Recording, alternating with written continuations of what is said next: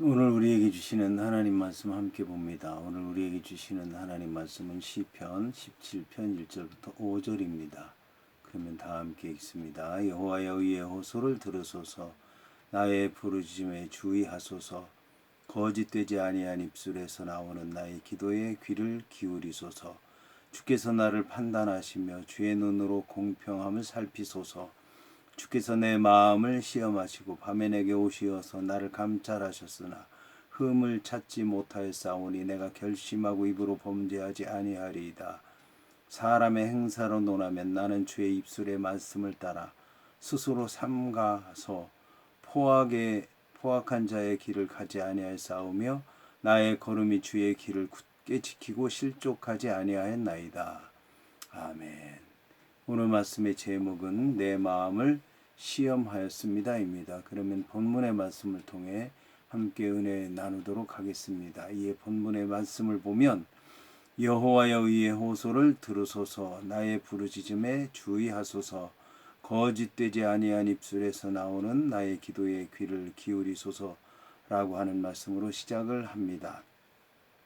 본 시는 표제에서 다윗의 시라는 점과 다윗의 기도라는 사실을 제시하고 있습니다. 여기서 기도로 번역된 테필라라고 하는 말은 기도한다, 간구한다, 빈다와 같은 뜻으로 번역되는 동사 팔랄에서 유래하여 기도라고 하는 말로 번역이 되고 있습니다. 본 시인은 다윗의 대적들의 포악한 위협에 쫓기는 위기 상황에서 다윗이 여호와를 향하여 거듭 기도하면서 응답해 주실 것을 간절히 구하는 직설적인 표현이 잘 살아있는 시입니다. 본 시는 크게 세 부분으로 나누어집니다. 전반부 1절부터 5절까지의 말씀은 여호와 앞에서 다윗이 자신의 무죄함을 천명하는 부분이고, 중반부인 6절부터 12절까지의 말씀은 여호와께서 극악한 원수들로부터 자신을 건져주시기를 호소하는 부분이며, 후반부 13절부터 15절까지의 말씀은 여호와를 향해서 원수들을 물리치고 자신을 구해주시기를 다시 호소하며 의인의 승리에 관한 자신의 확신을 드러내는 부분입니다. 이처럼 본 시 전반에 걸쳐 다윗은 자신의 의로움을 계속하여 주장하고 있습니다. 이러한 사실은 본 시를 시작하는 1절과 본 시를 마무리하는 15절이 다윗이 자신의 의로움을 주장하는 내용으로 맨 앞의 문장과 맨 뒤의 문장이 서로 같은 의미를 지닌 구조를 가진 수미 쌍관의 구조를 이루고 있다고 하는 점에서도 잘 드러나고 있습니다. 여기서 의라고 하는 단어는 어원상 불의와 편견이 전혀 없는 의로운 상태를 나타냅니다. 이것을 더 구체적으로 말한다면 재판에서의 판단 기준인 공의를 나타내며 사람이 죄가 없는 무죄함과 의로움을 나타내며 여호와의 통치 질서 가운데서 하나인 공의를 나타내며 사람이 죄가 없는 무죄함과 의로움을 나타내며 여호와의 통치 질서인 하나님의 정의를 드러내는 것입니다. 본 시에서는 사람이 죄가 없는 무죄함과 의로움을 나타내는 의미로 사용되었습니다. 다윗은 고난 가운데서 여호와께 부르짖기는 자신에게 불의함이 없다는 것입니다. 다윗은 여호와께 도우심을 호소하기 전에 자신은 원수들의 공격을 받을 만한 죄를 저지를 일이 없다는 것을 드러낸 것입니다. 이처럼 다윗이 자신의 의에 해당하는 체데크에 대해서 언급한 까닭에 대해서 세 가지로 생각해 볼 수가 있을 것입니다. 첫째, 의의 하나님께서 인생을 공평하고 의롭게 판단하신다고 하는 사실에 근거해서 다윗은 자신의 무죄함을 호소하고 있는 것입니다. 둘째, 사람들은 세상의 의를 따라 모든 것을 판단하기 때문에 다윗을 불의한 사람으로 보고 있기 때문입니다. 셋째, 다윗이 불의한 자들에 의해 부당한 핍박을 당하고 있는 당시의 상황 속에서 의를 호소하고 있는 것입니다. 다윗은 아무런 이유 없이 악인들에게 쫓김을 당하고 있었기 때문에 다윗은 이러한 부당한 사실을 하나님께 호소하기 위해서 자신이 죄가 없다는 것을 말씀한 것입니다. 따라서 다윗이 자기의 어떠한 의의를 자랑하기 위해서 의의를 언급한 것이 아니라 단지 자기의 불합리한 환경을 호소하기 위해서 언급했다는 사실에 주목해야 할 것입니다. 여기서 다윗은 나의 부르짖음에 주의하소서라고 기도한 것입니다. 여기서 부르짖음은 기도와 동일한 뜻을 가지면서도 기도의 간절함을 보다 더 효과적으로 전달해 주고 있습니다. 이와 함께 거짓되지 않은 입술에서 나오는 내 기도라고 하는 말 가운데서 다윗은 자신의 정직함을 다시 한번 호소하고 있습니다. 본절은 앞에 두 구절을 합친 의미를 지니고 있습니다. 거짓되지 않은 입술은 의를 드러내고 내 기도는 나의 부르짖음과 병행 구조를 이루고 있는 것입니다. 이어서 본문은 나의 판단을 주 앞에 내시며 주의 눈은 공평함을 살피소서라고 말씀하고 있습니다. 본문의 나의 판단을 주 앞에서 내소서라고 하는 기도는 다윗이 아무런 죄가 없다는 것이 아니라 다윗의 죄를 하나님께서 모두 사하셨다고 믿는 데서 나온 것입니다. 다윗은 자신의 옳고 그름에 대해서 어떠한 인간도 판단할 자격이 없다는 사실을 분명히 하며 오직 자신을 판결하신 분은 여호와밖에 없다고 주장합니다. 여기서 나의 판단을 주 앞에서 내시라고 한 것은 자기에 대한 판단, 곧 심판이 주 앞에서 이루어지기를 바란다는 말씀입니다. 다윗은 악인들에게 그릇된 판단을 받아서 지금 계속되는 핍박을 받고 있습니다. 따라서 다윗은 여호와의 공정한 심판으로 자신의 순수성을 입증해 달라고 간구하고 있는 것입니다. 본문의 나의 판단에 해당하는 미시파트라고 하는 말의 원형 미시파트는 본래 심판한다, 판결한다라고 하는 뜻을 지닌 동사 샤파트에서 유래한 명사로서 법률적으로 선언된 판결이나 재판과 같은 의미를 지닙니다. 본문의 주의 눈은 공평함을 살피소서를 원문의 표현을 살펴서 다시 번역하면 당신의 눈들을 올바르게 주시할 것입니다. 당신의 눈들은 똑바른 것들을 감지하소서입니다. 이처럼 본문은 여호와 하나님의 공의로운 판단에 관한 다윗의 근거 있는 기대를 잘 나타내고 있습니다.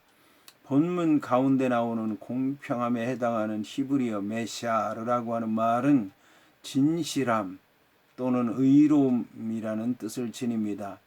본문의 살피소서로 번역된 테헤제나라고 하는 말은 본래 주목하여 본다, 감지한다, 숙고한다라고 하는 뜻을 지닌 하자라고 하는 말에서 유래한 단어입니다.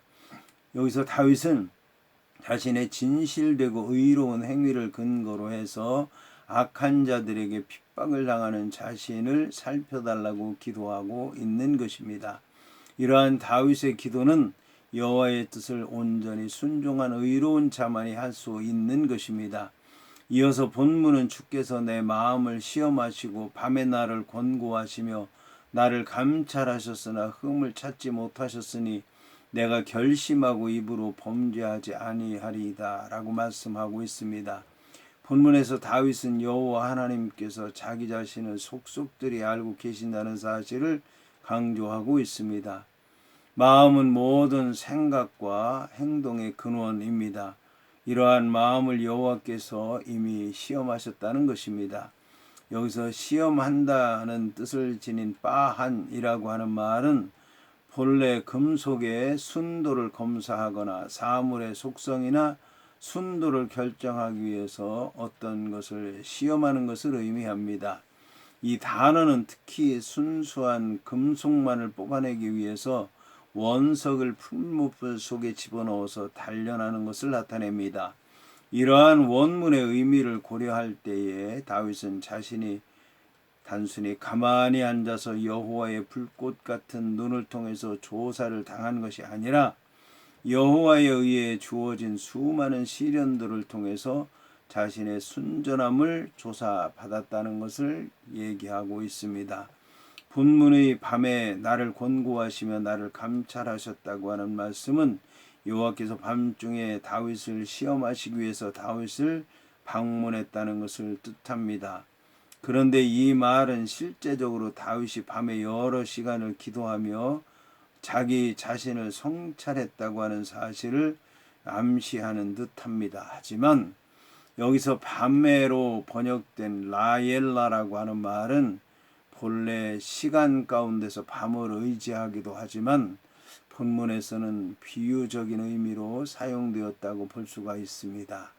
따라서 이 단어는 본문에서 다윗이 가장 힘든 시기를 보내던 때, 다윗의 생애에서 소망의 빛이 거의 보이지 않던 때를 비유적으로 나타내고 있다고 할 수 있습니다. 본문에 권고한다라고 하는 말에 해당하는 히브리어 파카드라고 하는 말은 시찰한다, 방문한다라고 하는 의미를 가지고 있습니다. 여기서 흠을 찾지 못했다에 해당하는 발티무차라고 하는 말을 문자적으로 번역하면 당신은 아무것도 발견하지 못하실 것입니다. 입니다. 이는 여호와께서 다윗의 행동뿐만 아니라 다윗의 마음 가운데서도 허물을 발견하지 못하셨다는 것을 말합니다. 이러한 사실은 다윗의 기도가 하나님 앞에 정당해서 반드시 응답받을 수 있다는 것을 보여줍니다.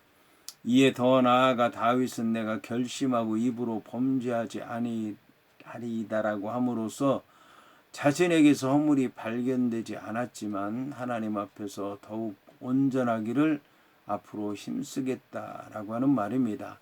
본문에 내가 결심하였도다를 다시 번역하면 나는 내 입으로 범죄하지 않을 것을 결심하였습니다. 입니다.